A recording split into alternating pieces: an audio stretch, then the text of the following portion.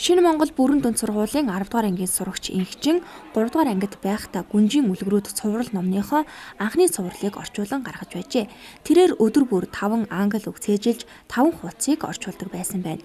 Ингэснээр түүний хэлний мэдлэгч сайжирч 3-8 дугаар анги хүртлээр 10 цуврал ном орчуулан гаргажээ.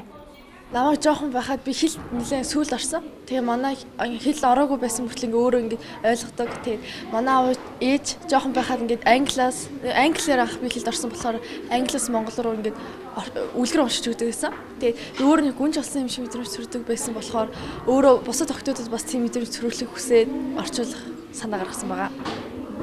Тэр нь бол аав ээж нь одоо энэ хэл сурах, тэгээ аав ээж нь яг энэ ном орчуулахад маш их тусалсан гэсэн үг үү? Тэгээ нэлээд хувь нэмэр оруулсан.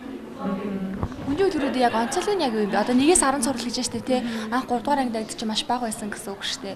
Тэгэхээр одоо хэд хэдгээр ангид яг хэд хэдэх цувралаа гаргаж байна? Би эхний номоо болох нэлээд удаан гарсан бүтэн жилийн хугацаанд орчлоо, найруулаа, шинэ үгээ хайгаад тэгээ дараагийн 9 ном болохоор 1 жил 2-оос 3 ном гаргаж явсан байгаа.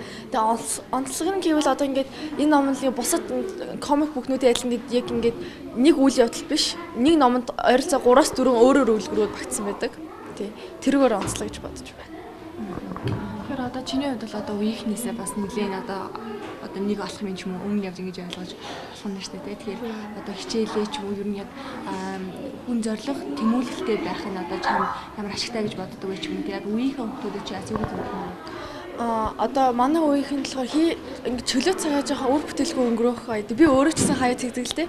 Гэтэ би өөрөө ингэ амжилт зорилгоо ингэ тодорхойлцсон. Тэгээ юу хэрэгтэй ингэ тодорхойлцсон байдаг болохоор ингэ одоо дунд сурвал, ахлах сурвал байгаа шүү дээ бид нар. Тийм болоо тэр үедээ амжилтаа тодорхойлоод, зорилгоо тодорхойлоод тэгээ ер нь цагаа зөв үр бүтээлтэй өнгөрүүлээд хилээсэн сураарай гэж хэлээ.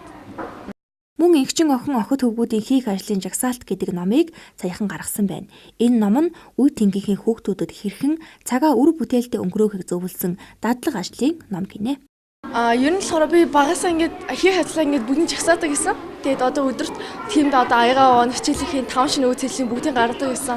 Тийм болохоор одоо ингээд намайг ингээд би тийм хийсэн болохоор надад их ингээд үр өгөөж өгсөн болохоор бусад хүүхдүүдээ бас тэгээсэй гэсэндээ тийм ном гарсан байгаа.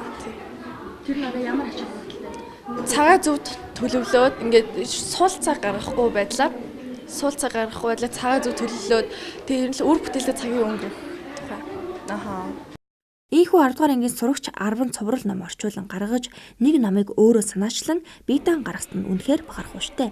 Тэрээр үе тэнгийн охид хөвгүүдтэй хандан уйггүй хөдөлмөрч байхыг уриалж байлаа. Light News мэдээллээ.